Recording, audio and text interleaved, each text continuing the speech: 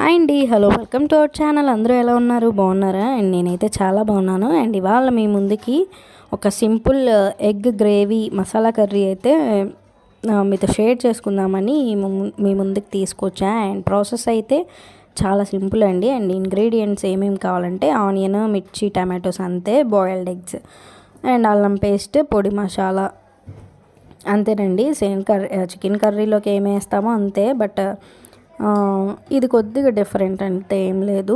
First అయితే ఒక ప్యాన్లోకి onions, tomatoes రఫ్గా చాప్ చేసుకొని మిర్చి ఆయిల్లో కొద్దిగా మగ్గనివ్వాలి. మరి ఎక్కువ కాదు. ఉంటే కనుక జీడిపప్పులు కూడా వేసుకోవచ్చు అనమాట. లేవు కాబట్టి స్కిప్ చేస్తాను అనమాట నేను, గ్రేవీ కోసం అనమాట. సో అట్లా ఇంకా ఇవన్నీ బాగా మగ్గాక కొద్దిగా పసుపు, సాల్ట్ వేసేయాలి. వేసిన తర్వాత కొద్దిగా బాయిల్ అవనిచ్చేసి ఇంకెట్లాగా మిక్సీ జార్లోకి అయితే మొత్తం తీసేసుకోవాలన్నమాట. అండ్ ముందుగానే నేను 8 ఎగ్స్ అయితే బాయిల్ చేసి ఉంచుకున్నా. సో లంచ్లోకి, డిన్నర్లోకి అన్నట్టుగా. సో అట్లా అనమాట. మొత్తం నీట్గా ప్యాన్లోదంతా మిక్సర్లోకి వేసేసుకోవాలన్నమాట. ఇంకా దాన్ని అయితే ఫైన్గా పేస్ట్ చేయాలి. కొద్దిగా చల్లార్చాక దాన్ని అయితే పక్కన పెట్టుకోవాలి మొత్తం నీట్గా. అండ్ ఆ తర్వాత ఈ ప్యాన్లోనే మనకి ఎగ్స్ ఉన్నాయి కదా, ఒక్కొక్కళ్ళు ఫ్రైడ్ ఎగ్స్ తింటారు కదా, పులుసులో అయినా ఇగుళ్ళు అయినా వేసేటప్పుడు కొద్దిగా ఫ్రై చేస్తారు కదా రోస్ట్గా. సో ఉన్న ఆయిల్ని అయితే దానికి యూస్ చేసుకోవచ్చు వేస్ట్ చేయకుండా. సో అట్లా బాయిల్డ్ ఎగ్స్ అయితే ఫ్రై చేసుకోవాలి. అండ్ మిక్సీ జార్లోకి తీసుకున్న దాన్ని అయితే కొద్దిగా చల్లారనివ్వాలన్నమాట. ఇట్లా బ్రౌన్ కలర్లో వచ్చేంత వరకు బాగా ఎగ్స్ని కూడా ఫ్రై చేసుకోవాలి. అండ్ ఇంకా ఇవి కూడా ఫ్రై అయిన తర్వాత ఇంకా వేరే బౌల్లోకి తీసేసుకోవడమే. అండ్ ఆ తర్వాత అయితే నీట్గా అంటే ఆ ప్యాన్నే యూజ్ చేయొచ్చు, బట్ కొద్దిగా అడుగున మాడింది కాబట్టి నేనైతే నీట్గా క్లీన్ చేసుకున్నాను అనమాట. మళ్ళీ అదే ప్యాన్లో ఆయిల్ తీసుకొని ఒక ఆనియన్ అయితే ఫైన్ చాప్ అయితే చేసుకున్నాను అనమాట. ఇంకా దానికన్నా ముందైతే ఇట్లా బిర్యానీ ఆకులు, 2 చెక్క, ఒక 3 ఏమో లవంగాలు వేసుకోవాలి. ఇంకా అవి ఫ్రై అయిన తర్వాత ఫైన్గా చాప్ చేసుకున్న ఆనియన్స్ కూడా ఒకటి వరకు తీసుకొని ఇంకా దాన్ని కూడా వేసేయాలన్నమాట.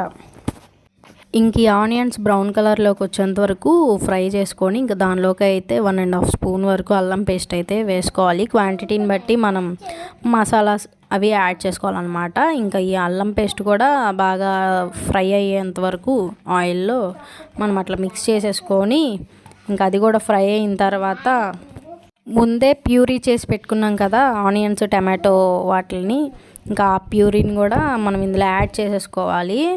అండ్ యాక్చువల్గా నేను ఇంకా దీనిలో పసుపు, ఉప్పు అండ్ టమాటా, ఉల్లిపాయ, మిర్చి ఇవి మాత్రమే ఆయిల్లో కొద్దిగా మగ్గనిచ్చేసి పేస్ట్ చేశాను అనమాట. కారం అయితే ఏమి వేయలేదు. ఇంకా ఈ ప్యూరీని యాడ్ చేసుకొని ఆయిల్ అంతా సపరేట్ అయ్యేంత వరకు బాగా మిక్స్ చేస్తూ దగ్గరుండి మీడియం ఫ్లేమ్లో బాగా తిప్పుతూ ఉండాలన్నమాట. దగ్గర ఒక 15 మినిట్స్ వరకు ఇట్లా లో టు మీడియం ఫ్లేమ్లోనే బాగా మగ్గనివ్వాలి ఈ ప్యూరీని, అంటే పేస్ట్ వేసాం కదా దాన్ని. అండ్ ఇంకా ఫస్ట్ అయితే మనం టమాటోస్, ఆనియన్స్ దానిలో సాల్ట్ వేసి మగ్గనిచ్చాం కదా, ఇంకా సాల్ట్ చూసుకొని వేసుకోవాలి. అండ్ కొద్దిగా టర్మరిక్ పౌడర్ కూడా యాడ్ చేసుకోవాలి దీనిలో, ఒక పించ్ అంతే. దగ్గర ఒక 15 మినిట్స్ లో టు మీడియం ఫ్లేమ్లోనే ఉంచి బాగా మగ్గనివ్వాలి. అండ్ ఆయిల్ బాగా సపరేట్ అయిన తర్వాత అయితే ఇట్లా మా కారం అయితే యాడ్ చేసుకోవాలి. నేనైతే 2.5 స్పూన్స్ వేసాను. మా టేస్ట్కి సరిపడా అయితే నేను వేసాను అనమాట. క్వాంటిటీని బట్టి మీరు కూడా అడ్జస్ట్ చేసుకోండి. అండ్ ఇంకా పొడి మసాలా కూడా వేసి బాగా కొద్దిగా ఇట్లా మిక్స్ చేసుకున్నాను అనమాట.